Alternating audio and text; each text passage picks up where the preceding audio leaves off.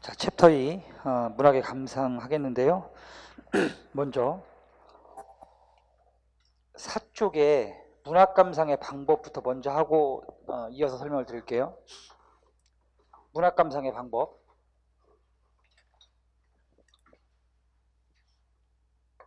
하나의 작품을 감상할 때는 작품이 써진 시대, 작품을 쓴 작가를 중심으로 작품을 감상할 수가 있어요. 즉, 작품에는 작가의 사상이나 가치관, 작가의 성장 배경 등이 작품 속에 담기기 마련이기 때문에 이 작가를 중심으로 작품을 보는 겁니다. 그런 걸 뭐라 그래? 표현론적 감상이라고 해요. 자, 그 다음에 작품이 써진 시대를 중심으로 작품을 볼 수도 있어요.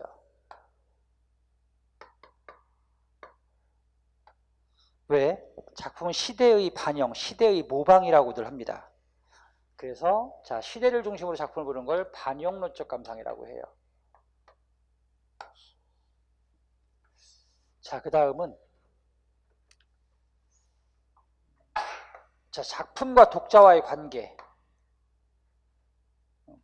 작품을 읽는 독자의 입장에서 작품을 감상하는 걸 우리는 효용론적 감상법이라고 합니다, 여러분.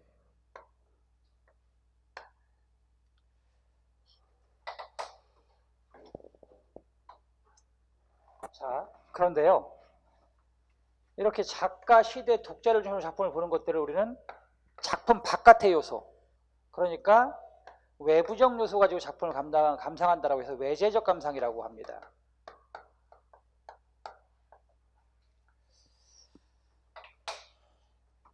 자, 이런 외재적 감상 말고 작품 자체의 내적 요소만 가지고 작품을 감상할 수 있어요. 예를 들면 작품의 주제, 자, 그 다음에 뭐 예를 들면 형식, 이건 내적인 요소잖아요.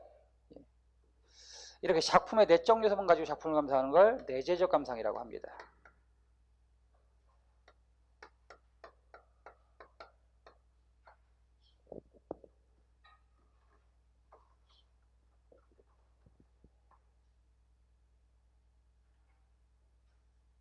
자, 예를 들어 볼게요, 여러분. 이육사에 광야라는 시가 있어요.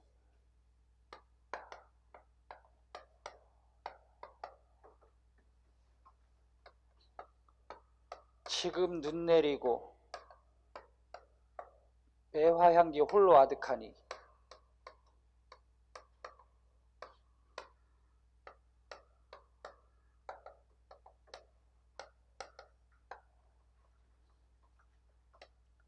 내 여기 가난한 노래의 씨를 뿌려라.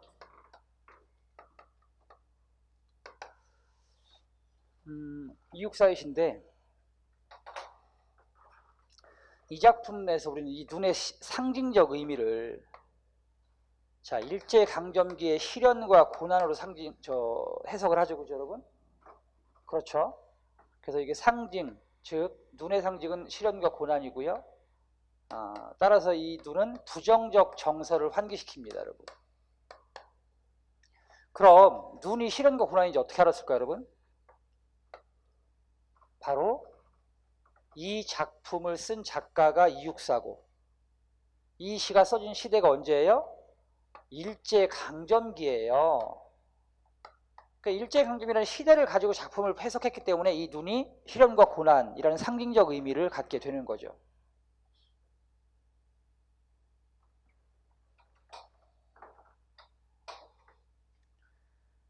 자, 그 다음에 내 여기 가난한 노래의 씨를 뿌려라. 자, 이게 무슨 의미일까요? 일제강점기에 자, 노래의 시는 뭘까요, 여러분? 씨앗은 어떤 결실을 얻기 위한 준비잖아요, 그죠? 준비. 열매를 얻기 위한 조건. 그래서 부족하지만, 가난하다는 얘기는 아마 스스로 부족하다고 생각했을 겁니다. 부족하지만 나중에 희망을 가져올 그 씨앗을 이곳에 뿌리겠다는 얘기입니다. 그럼 이거를 우리는 이 시를 쓴 작가가 누구예요?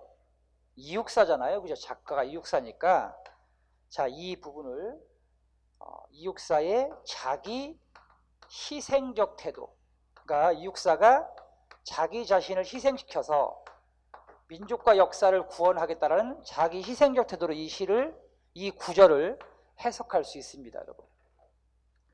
일제강점기에 희망의 씨앗을 뿌리겠다는 얘기는 자기를 희생하지 않고서는 여러분 가능하지 못한 행동이잖아요. 그렇죠? 예, 그러니까 이 부분을 우리가 자기 희생적 태도로 해석을 했습니다. 응? 그래서 이런 걸 다른 말로 희생양적 모티프라고 해요. 희생양적 모티프. 그 고대 시대에 양을 희생해서 우리가 인간을 구원했잖아요. 그렇죠, 여러분? 제사 지내서. 마찬가지로 자기 자신을 희생해서 민족과 역사를 구원하겠다라는 희생양적 모티프. 이렇게 이제 해석할 수 있는 게 바로 뭐 때문이겠어요, 여러분? 작가가 누구예요? 이육사니까. 이렇게 해석이 가능한 거겠죠. 그래서 이런 걸 뭐라고 그래요, 여러분? 자, 이런 걸 표현론적 감상이다, 이렇게 얘기하는 겁니다. 알겠습니까, 여러분? 작가를 중심으로 작품을 보는 걸 표현론적 감상, 시대를 중심으로 작품을 보는 걸 반영론적 감상이라고 하는 거죠. 자, 그 다음에 자, 이 시를 통해서 독자는 이 시를 통해서 부정적 시대 상황 속에서도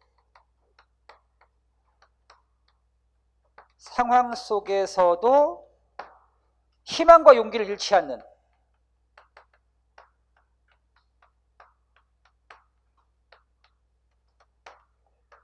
이런 자세를 배울 수 있겠죠. 그렇죠? 그렇죠, 여러분?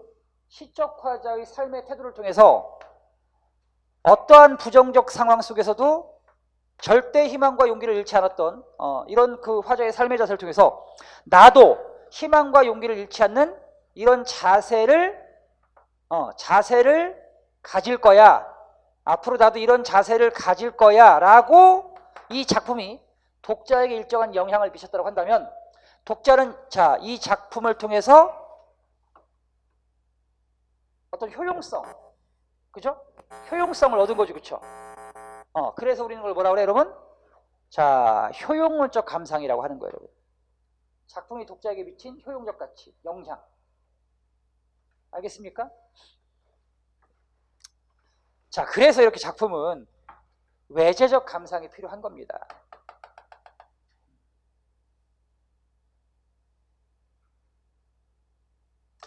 자, 예전에 어떤 일이 있었냐면,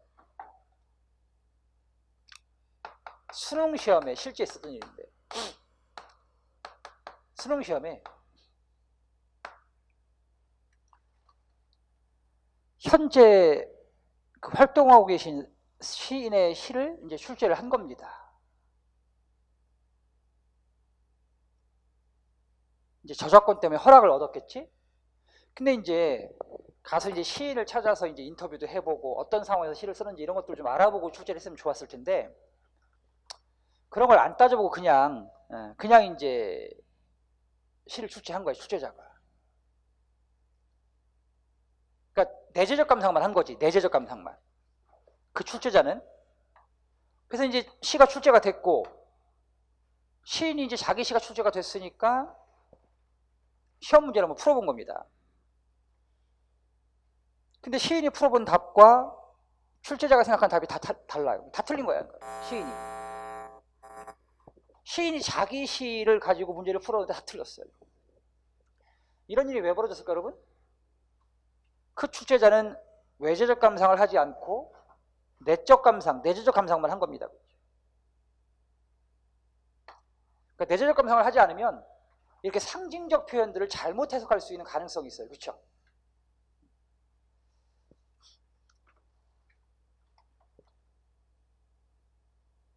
반대의 경우도 있어요. 반대의 경우. 예를 들면 이 작가주의 감상을 하잖아요, 여러분. 그러면은 작가에 대한 그 후광 효과가 생겨요. 후광 효과. 그래서 예를 들면 뭐 윤동주 시인이, 뭐 이거 사실은 아니고 제가 생각해 본 거예요. 윤동주 시인이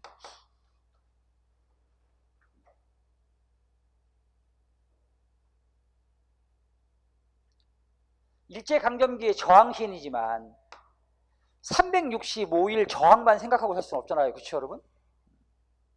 개인적인 생각도 할 거 아니야. 그래서 하루는 이제 윤동주 시인이 그날은 이상하게 뭐 어떤 시대 상황과 관계없이 기분이 우울할 수 있어요. 그렇죠? 그래서 우울하다.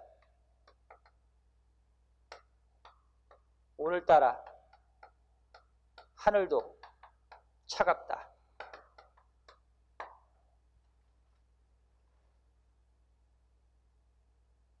이렇게 이제 자기 생각을 이제 적어놓은 거예요, 여러분.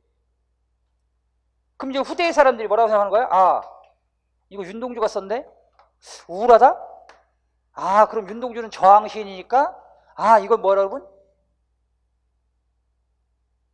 방향성을 상실한 화자의 모습, 그죠?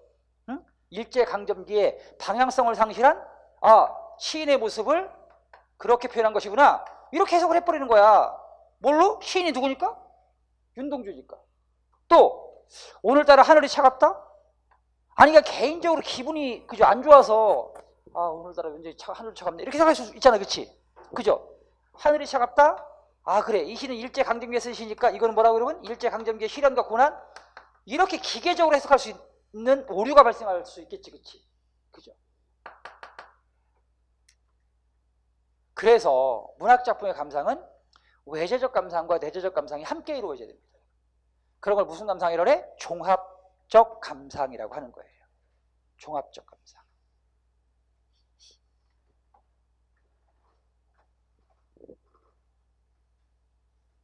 자, 그 다음에 이제 여기 문학 비평하고도 연결돼요. 비평. 자, 시대하고 작가를 중심으로 작품을 비평하는 걸 역사주의 비평이라고 합니다, 여러분.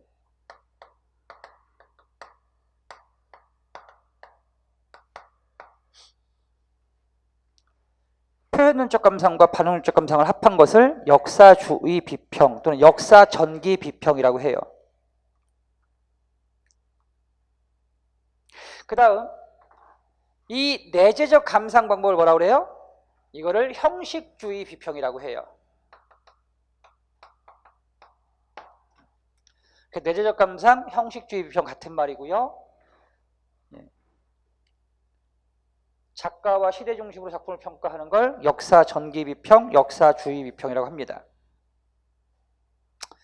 자, 그 다음에 심리적 비평 혹은 정신분석학적 비평이 있어요. 심리주의 비평. 심리주의 비평은 프로이드의 정신분석학을 문학 비평의 한 방법으로 활용한 것으로 작중 인물의 행동을 정신분석학적으로 평가하는 거예요. 그게 심리주의 비평입니다.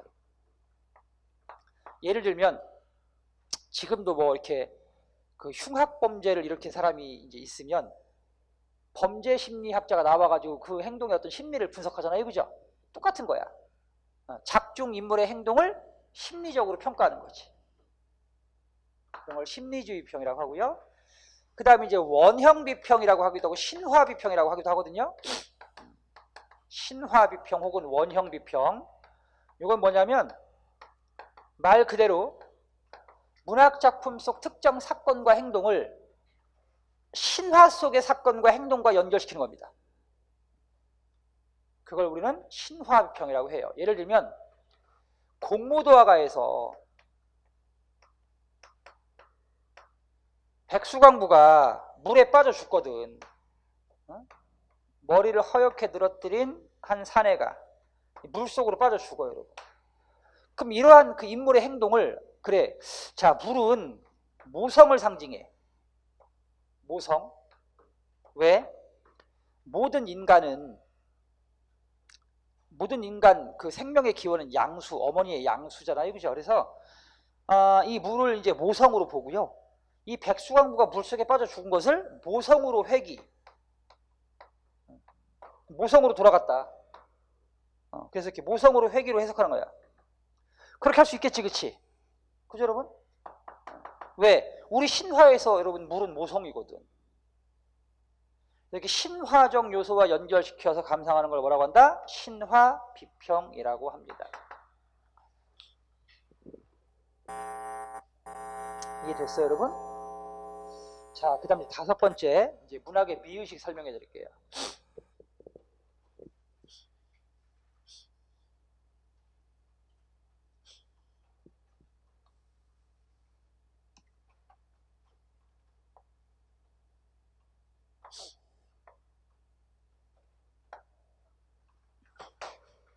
문학의 미의식입니다.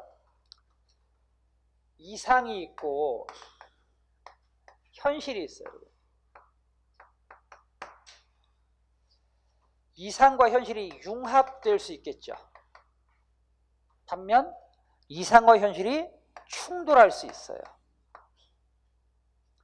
그래서 이상과 현실이 융합되면 긍정적 정서를 환기하는 거고요. 그죠?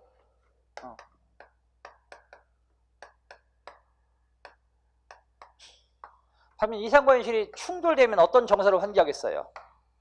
부정적 정서가 환기가 되겠죠. 그렇죠? 네. 그 다음에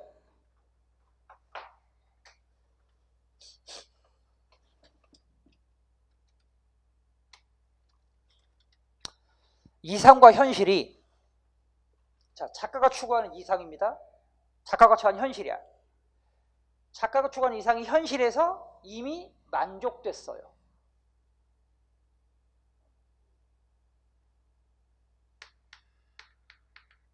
자, 이상이 만족됐다. 이상이 만족됐으면 얼마나 좋겠어요. 그쵸? 그죠? 행복하겠죠. 그죠? 그래서 만족감을 넘어서 자부심이 생길 수 있어요. 자부심. 나는 이렇게 만족된 삶을 살아 하는 자부심. 그래서 만족감과 자부심이 들어가 있는 미의식을 우리는 우암이라고 해요.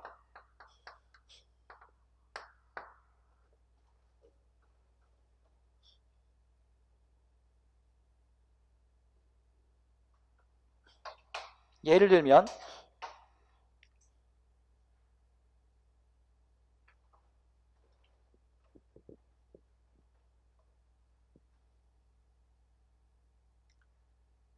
김상용의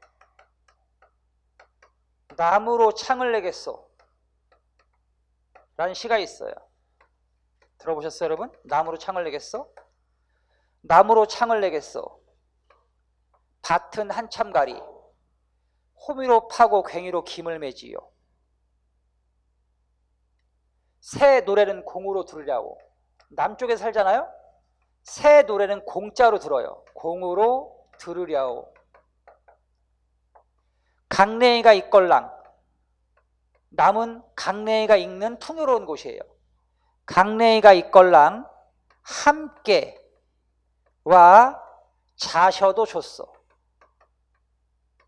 이렇게 강냉이가 익는 남쪽에 오셔서 저랑 강냉이를 함께 먹으면 더 좋겠어. 좋소. 구름이 꼬인다 갈리 있어. 구름이 꼬여. 그래도 갈리 있어. 간다 안 간다? 안 간다 여러분. 그럼 구름은 뭐겠어요? 구름은 남과 반대되는 세속적 가치겠지. 그치? 남은 자연이고 구름은 세속이야. 세속의 가치, 돈, 명예 이런 거. 구름이 꼬인다. 날 꼬셔. 해도 갈리 있어. 간다 안 간다? 안 간다.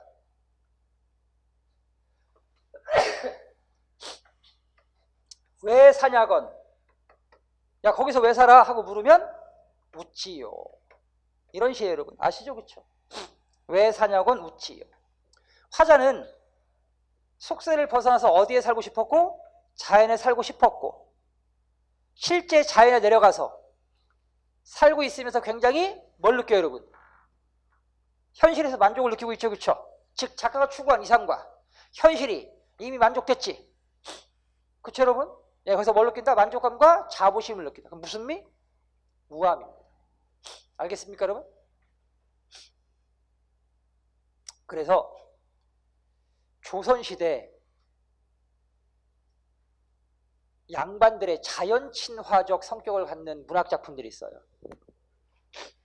양반들은 벼슬을 하다가 이제 그만두면 다 이제 어디 가서 고향에 가서 정자 하나 쳐놓고 그 일대의 자연 경관을 감상하면서 인생을 마무리하는 것이 그 양반들의 삶의 가치야.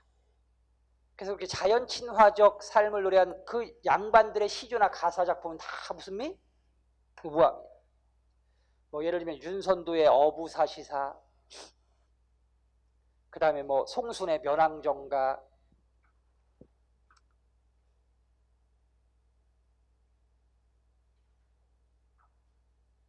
또 송순의 10년을 경영하여, 다 뭡니까 여러분?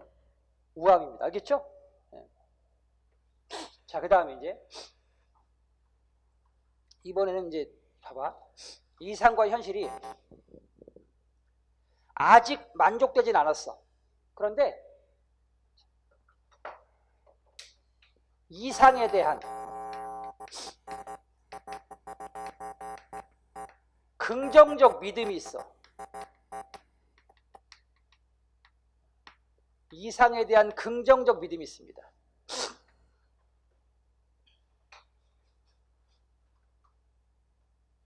또 대상에 대한 절대적 어떤 공경감, 이걸 경외감이라고 하는데, 여러분, 경외심. 어떤 대상을 공경하는 것이 일정 기준을 넘어서면 그게 두려움으로 바뀌어버려요, 여러분.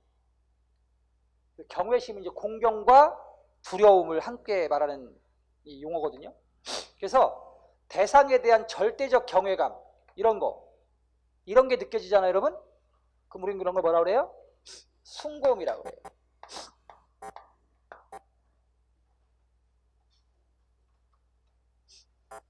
숭고미.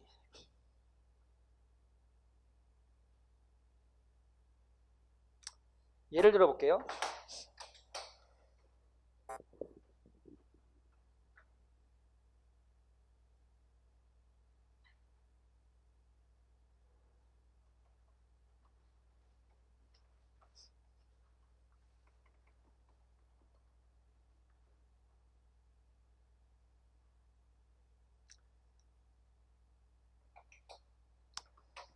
이육사의 광야에서 지금 눈 내리는 시련과 고난의 상황이죠.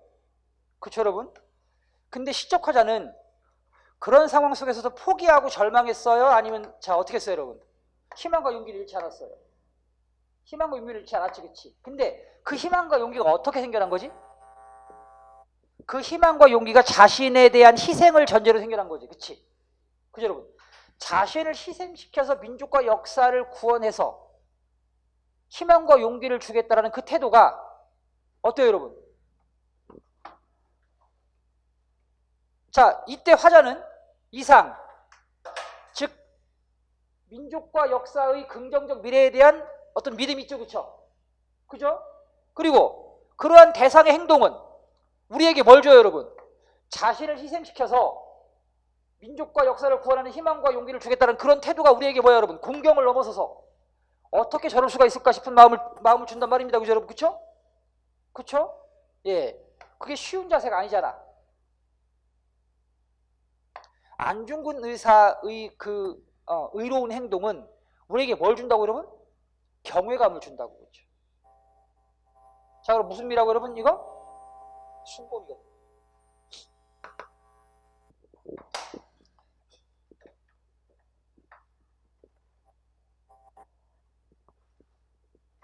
제망매가라는 향가가 있죠. 이상은 누이가 죽었으니까. 그죠? 현실은 누이의 죽음이죠. 반면 이상은 누이와의 재회죠. 자, 여기서 누구는? 월명사라는 승려는 뭘 통해서? 누이가 죽었지만 불교에서는 윤회 사상이 있고, 그래서 지금 이별했기 해서 끝이 아니라 다음 생애가 또 있기 때문에 다음 생애에 가서 다시 만날 수 있으니까 열심히 도를 닦으면서 재회의 그날을 기다리겠다라고 다짐을 해요. 그러면은 자, 누이의 죽음에서 좌절하지 않고 누이와의 재회에 대한 긍정적인 믿음이 있죠, 그죠? 네, 이렇게 긍정적 믿음이 있어요, 여러분. 그럼 무슨 미라고, 여러분? 숭고미라고. 알겠어요? 자, 그런데 이상과 현실이 충돌돼요. 자, 이상이 현실에 의해서 좌절될 때 나타나는 미의식을 뭐라고 그래요, 여러분? 비장미라고 합니다, 여러분.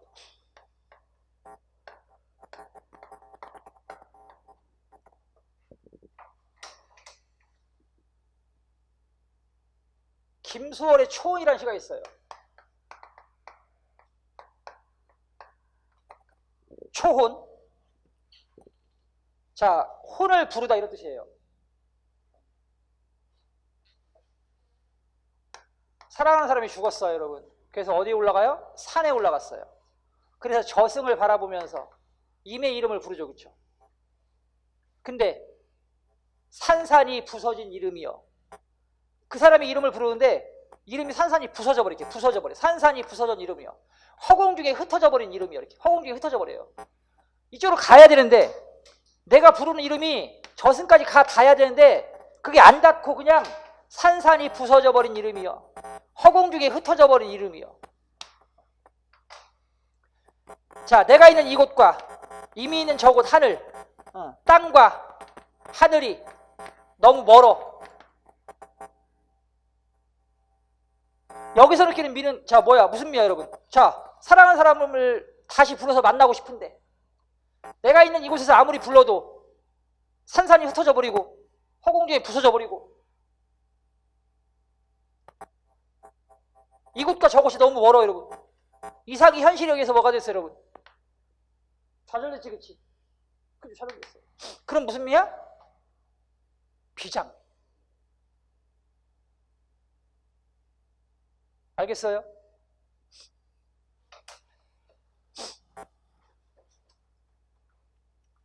그 다음에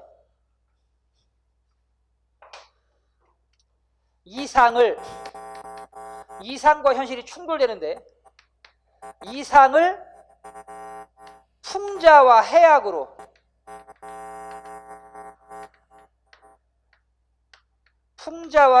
추락시킬 수 있어요, 여러분. 이상과 현실이 충돌될 때 이상을 풍자와 해악으로 추락시킵니다, 여러분. 그래서 풍자와 해악이 들어가 있는 미, 이걸 우리는 골겸이라고 합니다.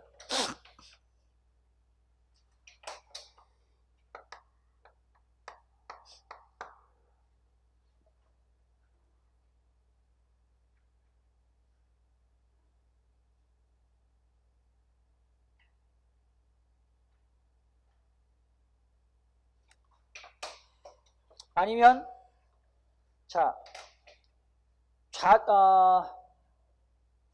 이상을 풍자로 추락시키고 이렇게 되겠다.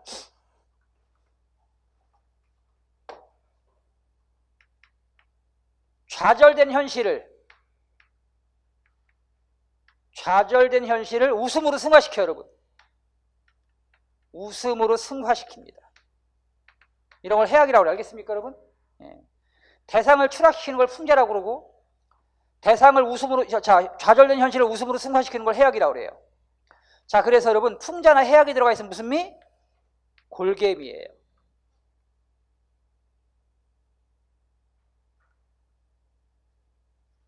이상을 풍자나 해악으로 추락시키고 좌절된 현실을 웃음으로 승화시킨다? 골개미입니다. 그래서 자, 사설시조,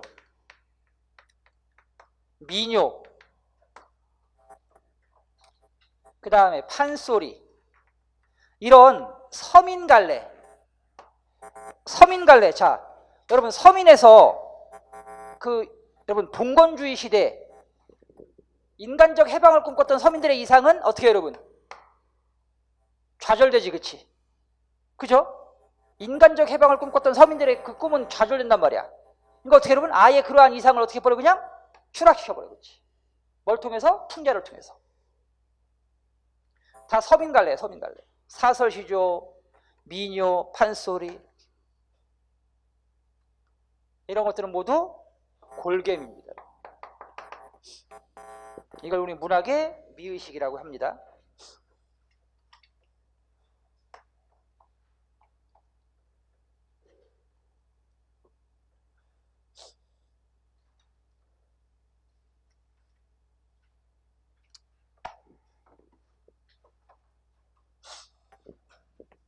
자, 그 다음에 이제 챕터 4, 문예사조입니다.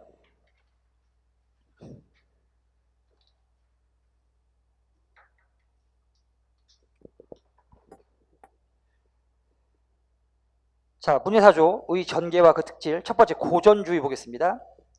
고전주의는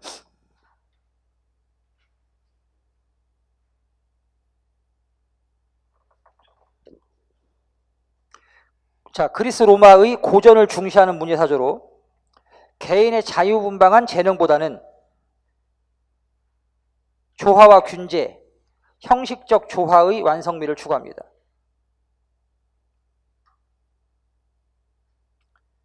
형식을 중시하는 게 고전주의야. 반면 낭만주의입니다. 낭만주의는 고전주의의 몰 개성적 성격에 반발하여 나타난 문예사조입니다. 그래서 인간의 마음속에서 우러나오는 자유로운 활동을 중시합니다. 즉 사상과 감정의 분방함을 지향한다. 그래서 고전주의에 반대한 게 낭만주의다. 그다음 세 번째 사실주의입니다, 여러분. 사실주의는 낭만주의가 지나치게 비현실적인 것에 대해서 반발해서 현실을 있는 그대로 파헤쳐서 객관적으로 전달해주는 문예사조가 사실주의가 되겠습니다.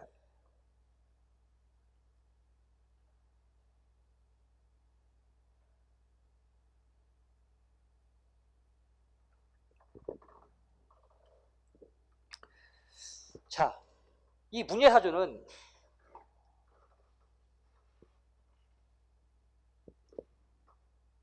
단순히 여러분 이 각각의 문예사조의 특징을 외우는 것보다는 이것이 한국문학사에서 어떻게 적용되는지를 알아두는 것이 중요한데요. 사실주의는 말씀드린 것처럼 낭만주의에 반대해서 현실을 냉철하게 바라보고 낱낱이 파헤쳐서 객관적으로 전달하는 문예사조가 사실주의거든요. 이 사실주의는 1920년대 일제강점기의 비극적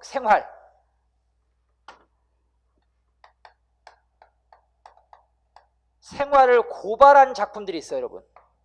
그건 다 뭐가 된다? 사실주의가 되는 겁니다.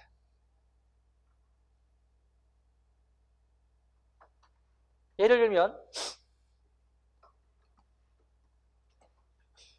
백석의 여승이라는 시가 있어요. 자, 남편은 강제징용되어서 소식이 끊겼고 아내는 어린 딸아이를 데리고 남편을 찾아서 이곳저곳을 이제 헤매고 다닙니다. 자, 결국 이제 가난 때문에 딸아이를 잃고 그 여인은 머리 깎고 이제 여승이 될 수밖에 없었던 그 슬픈 사연을 담고 있는 시거든요. 백석의 여승. 여러분 거기에는 일제강점기에 자, 식민지 백성의 비극적인 생활이 들어가 있죠, 그렇죠? 이런 거 사실주의입니다. 또 여러분들 잘 알고 계시는 현진건의 운수 좋은 날 같은 작품. 김첨지는 가난한 인력거꾼인데요. 아무리 열심히 일을 해도 가난에서 벗어날 수가 없습니다. 그래서 아내에게 변변한 약 한 첩 줘주지 못하고 또 아내가 좋아하는 설렁탕 한 그릇도 사주지 못하죠. 자, 그건 여기 나와 있는 김첨지 개인의 문제가 아니라 일제강점기 식민지 백성이 공통적으로 겪어야 했던 고난과 시련입니다.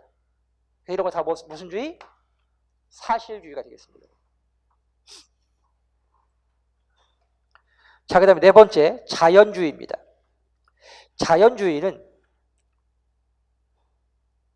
사실주의의 급진적 경향이야. 그러니까 급진적 사실주의입니다. 그래서 이 사실주의의 플러스 여기다가 자연과학의 방법을 합한 거야. 사실주의의 자연과학의 방법을 합한 걸 뭐라고 그러냐면 이렇게 합하면 이게 자연주의가 되는 거지. 그래서 급진적 사실주의라고 합니다. 그래서 한국에서의 자연주의는 염상섭을 빼놓고 얘기할 수가 없어요. 최초의 자연주의 작가고 염상섭의 표본실의 청개구리를 우리는 최초의 자연주의 소설이라고 얘기합니다.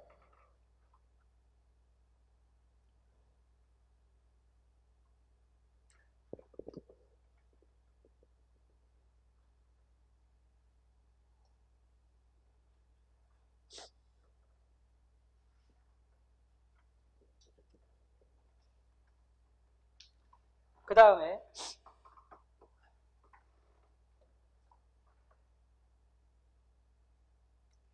이 사실주의에 반대한 게 뭐냐면 초현실주의예요.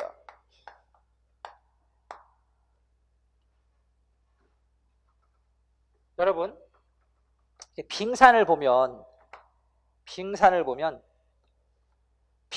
일각이라는 말이 있듯이 이 우리 눈에 보이는 빙산은 진짜 일각일 뿐이야. 그렇죠, 여러분? 그죠? 그러니까 눈에 보이는 사실은 지극히 일부에 불과하다. 눈에 보이지 않는 어떤 세계가 더 많다, 여러분? 사실 밖의 세계. 그걸 뭐라고 그래? 초현실. 현실이 사실이고 그것 밖의 그걸 넘어선. 그래서 현실을 넘어선 세계를 다루는 걸 뭐라고 한다? 초현실주의라고 해요. 그러니까 눈에 보이지 않는 예를 들면 심리나 의식, 심리 내면이나 내면 심리나 또는 의식 세계를 다루는 문예사조를 초현실주의라고 합니다. 그래서 우리나라에서는 이상의 시가 그리고 소설을 우리는 뭐라고 그래요, 여러분? 초현실주의라고 그래요.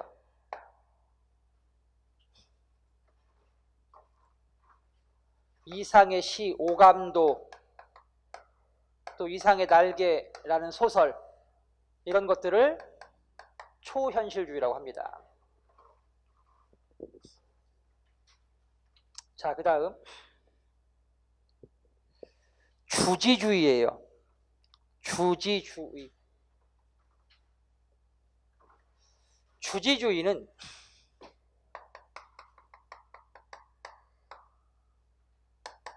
모더니즘이라고도 하는데 1930년대 김기림,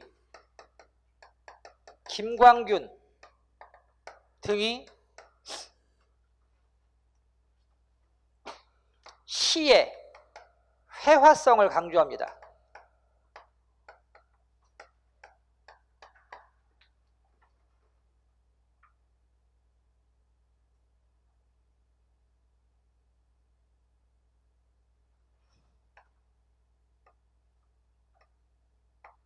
그래서 감각적 이미지를 많이 사용하죠. 그리고 이런 문학적 흐름을 주지주의 혹은 모더니즘이라고 해요. 김기림, 김광균 등이 시의 회화성, 회화라는 건 그림이에요, 그림. 즉 한 편의 시를 보는데 마치 그림을 보는 것 같은 느낌을 줘요. 그래서 감각적 이미지를 주로 많이 사용하는데 이런 시적인 경향을 주지주의 혹은 모더니즘이라고 합니다.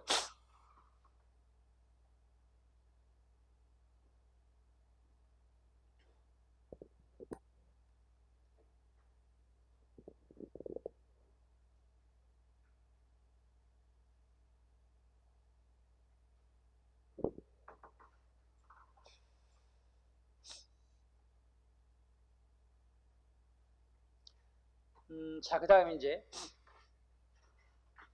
실존주의가 있어요, 여러분.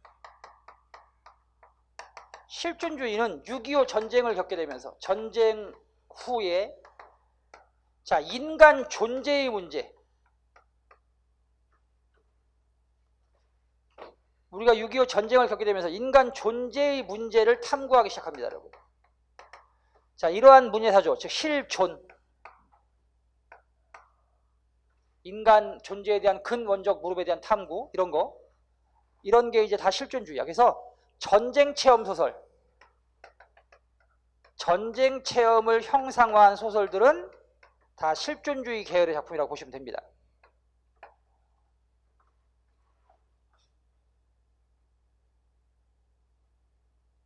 자, 이렇게 해서 문예사조는 한국 문학사에서 그 문예사가 어떻게 연결됐는지를 자, 알아두는 것이 공부 방법이 되겠습니다.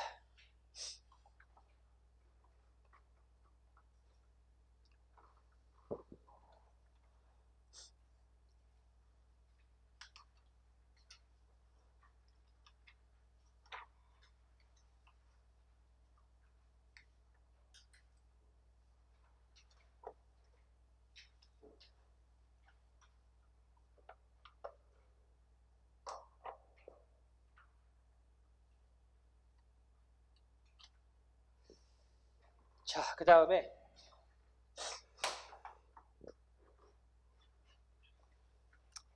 한국 문학사입니다.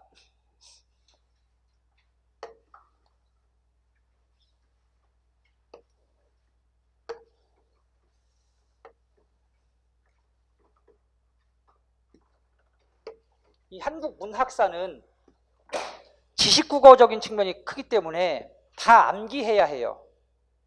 그러니까 한국사에서 우리가 한국의 역사를 암기하듯이 쉽게 말하면 이제 문학의 역사니까 예, 그 뭐 작가하고 작품 그 다음에 어떤 특징들을 다 암기해야 되기 때문에 최근의 시험 출제 경향에서는 조금 이제 벗어나 있습니다.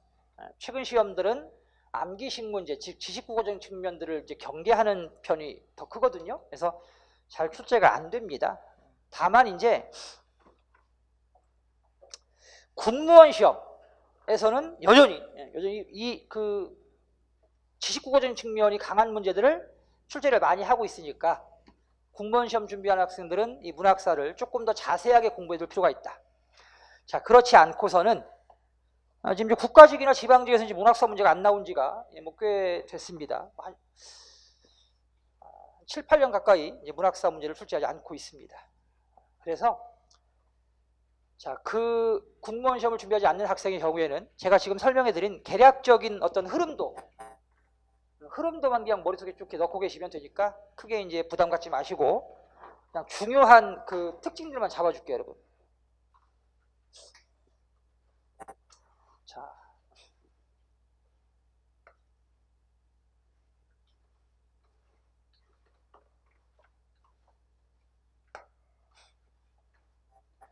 먼저 개화기입니다. 자, 이 시기는 신체시의 발생입니다. 신체시는 고전시가의 정형성을 이제 고전시가의 정형성에 반발하여 나온 시가 신체시인데요. 신사상, 신문물을 이제 찬양하고 그 다음에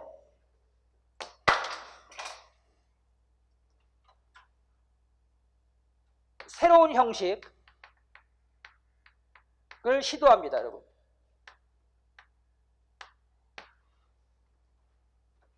자, 그래서 이제 뭐라고 얘기를? 신체시, 새로운 형태의 시라는 말을 쓰는 거야.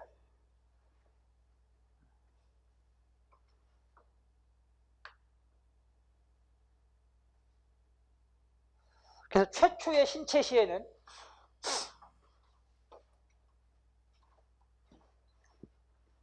최남선의 해에게서 소년에게가 있습니다.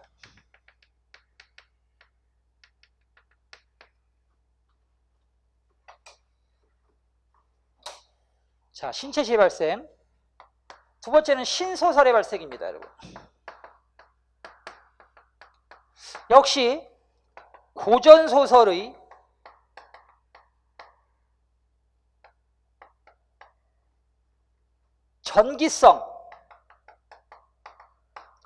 전기성이 뭐냐면 비현실적이란 뜻이야. 비현실적. 그래서 고전소설의 전기성에 반발하고 그 다음에 역시 신사상, 그 다음에 신문물, 그 다음에 개화, 계몽 등을 제재로 합니다. 자, 그 다음에 언문 일치를 지향합니다.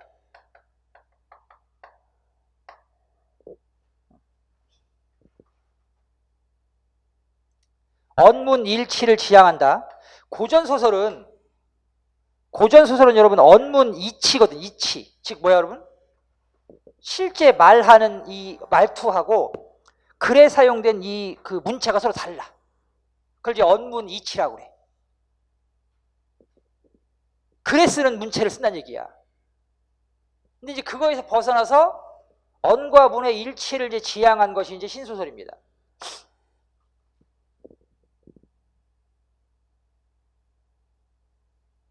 그 다음에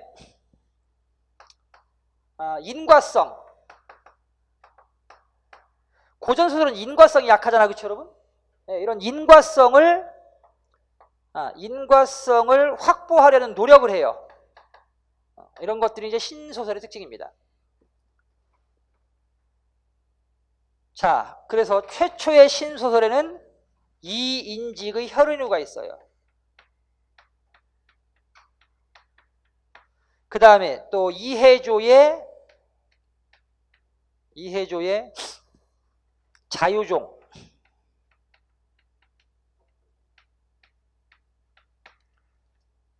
안국선의 금수회의록,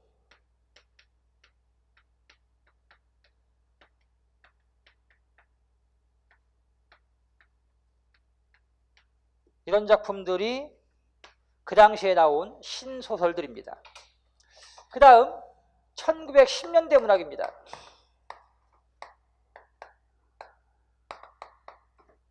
이 시기는 계몽주의 문학기입니다. 즉 문학을 계몽, 개화를 위한 도구로 활용하는 거야. 자, 문학이 계몽과 개화의 도구가 됩니다. 도구. 그런 걸 계몽주의 문학이라고 그래. 두 번째, 이 시기는 이인문단 시대입니다, 여러분.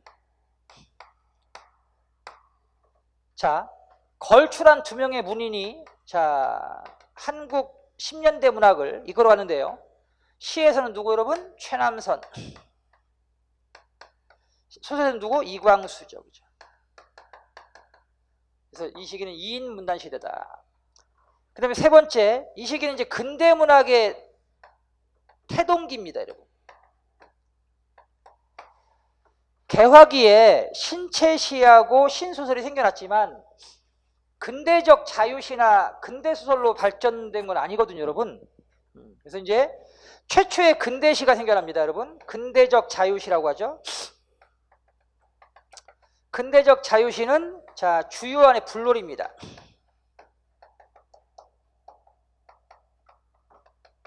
그 다음에 최초의 근대소설이죠. 이광수의 무정입니다.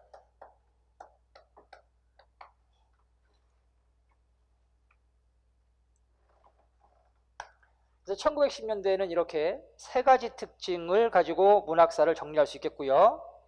그 다음에 20년대로 갑니다, 여러분.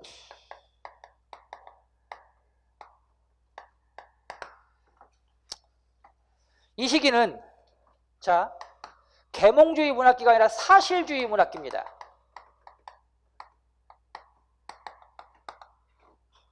그래서 일제강점기의 비극적 현실을 고발하는 신화 소설들이 많이 써진 시대입니다, 여러분. 사실주의 문학기. 자, 비극적인 현실을 고발한다. 두 번째,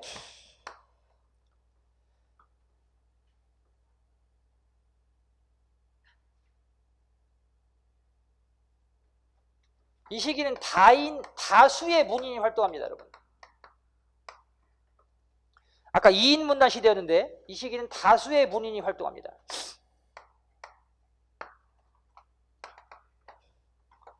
자, 20년 활동한 시인하면 대표적으로 김소월, 한용운 같은 시인 들 수 있죠.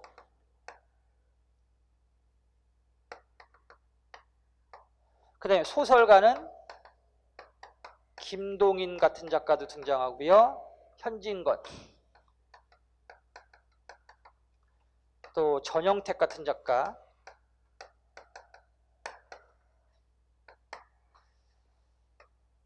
자, 그 다음에 세 번째, 이 시기는 이제 근대문학의 이제 완성기라고 해야 되죠. 완성기. 근대문학이 이제 태동됐고 이제 근대문학이 완성된 시기입니다. 그 다음에 네 번째,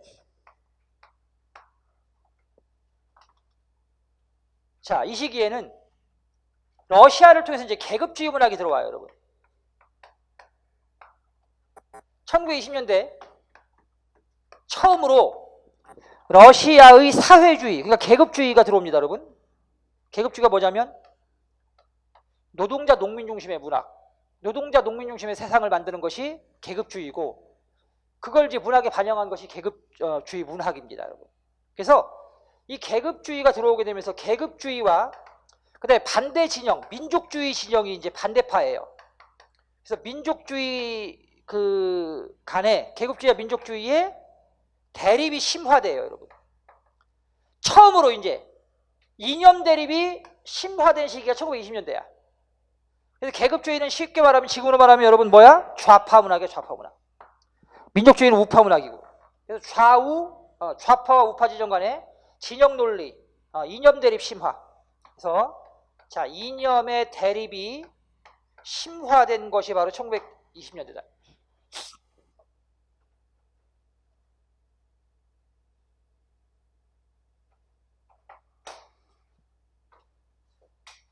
자, 계급주의 문학 단체를 카프라 그래. KAPF. 조선 프롤레타리아 예술가 동맹. 그러니까 계급주의 문학 단체입니다. 그리고 민족주의 문학 진영을 국민문학파라고 그래.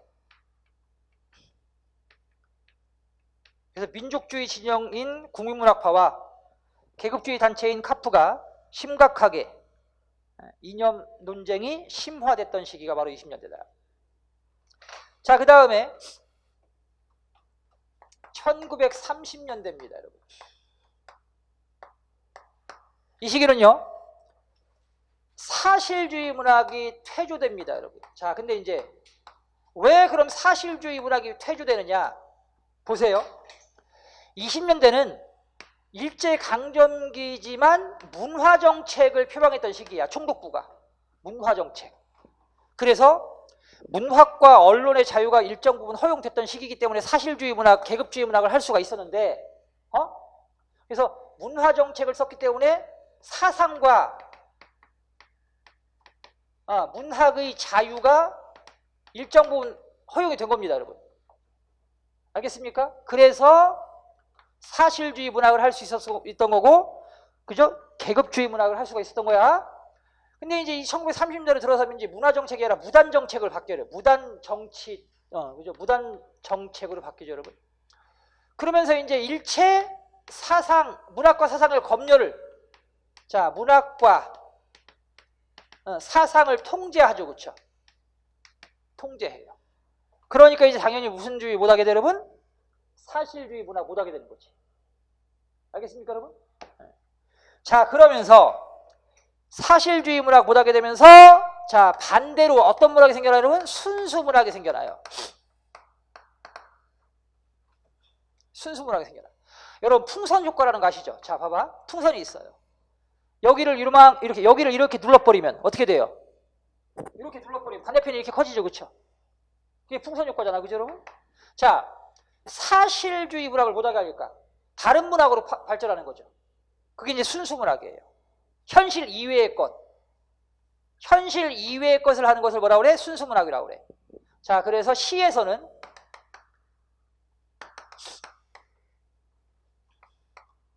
시문학파, 김영랑, 그 다음에 생명파,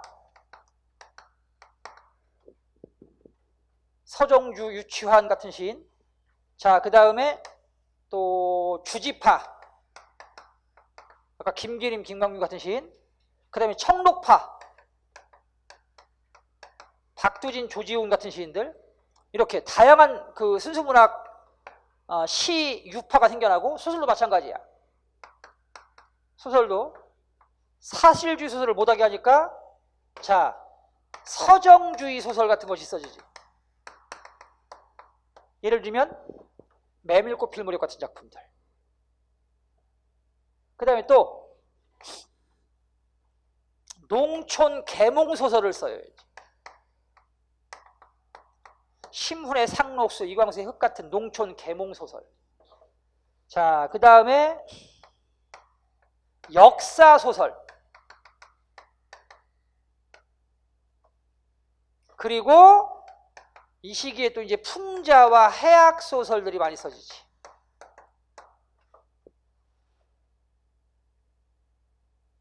그래서 사실주의 문학이 퇴주하면서 순수 문학으로 발전됐다. 그래서 우리는 이때를 근대 문학의 성숙기라고 그래. 오히려 우리 문학이 굉장히 성숙했던 시기. 자, 그 다음에 두 번째, 문학을 통제해서 사실주의가 퇴주하게 되고 사상을 통제하니까 이제 뭐가 없어져? 뭐를 못하게 돼? 사상을 검열하니까 뭘 못하게 됐어요, 여러분? 카프를 해산시킵니다. 카프, KAPF, 조선 프롤레타리아 예술가 동맹, 카프를 강제 해산시켜요. 그러면서 계급주의가 어떻게 돼요, 여러분? 예, 계급주의가 퇴주하게 되지.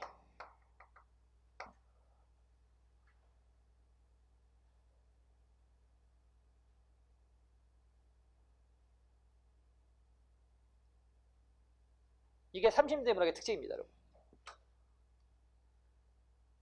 자, 제일 중요한 게 시험에 제일 많이 나오는 게 20년대하고 30년대야. 그리고 가장 왕성하게 활동했던 시기가 20년대, 30년대니까. 자, 그 다음에 나머지는 간단하게 그냥. 자, 간단하게. 자, 1940년대입니다, 여러분. 50년대. 60년대. 역사적으로 어떤 사건이 있었나 잘 생각해 보세요, 여러분. 40년대 해방이 있었잖아요, 그렇죠? 해방. 그래서 이 시기를 우리는 해방공간의 시기라고 하는데, 자, 이 해방으로 인해서 다시 어떤 문제가 생겨나요, 여러분? 다시 해방되면서 북쪽은 사회주의, 남쪽은 자유민주주의. 그래서 좌우 이념 논쟁 심화.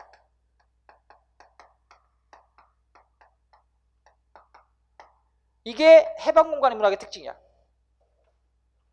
이데올로기의 갈등 심화, 이념 대립 심화.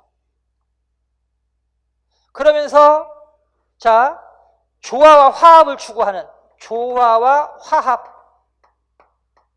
추구하는 문학, 이걸 주제로 하는 이런 문학 작품들이 많이 생겨나지.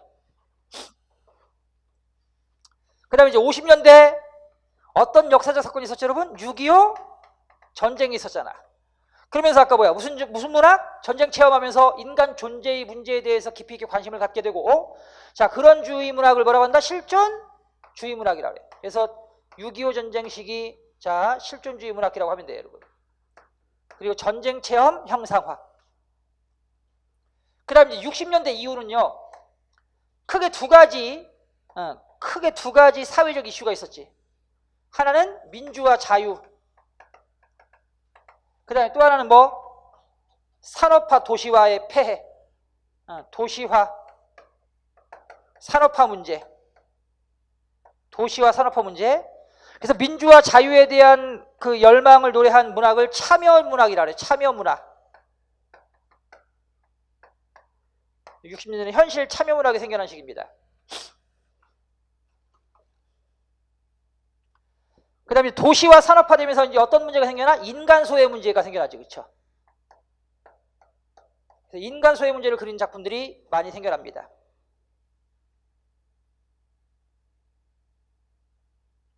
이렇게 해서 정리를 해 두시면 뭐 공무원 시험 준비하는 학생이 아니면 이 정도면 충분히 문학사의 내용들을 정리한 것이라고 생각을 합니다. 여러분. 더 깊이 있게 할 필요가 없어요. 할 수도 없고 할 필요도 없고 이 정도 각 시기별로 특징들만 캐치해가지고 암기하는 방식으로 기억해 두시면 좋겠습니다. 자, 이렇게 해서 이제 문학사까지 정리를 했고 여러분, 자, 그다음 좀 쉬었다가 다음 시간에 이제 자 현대시의 이해부터 나가도록 하겠습니다.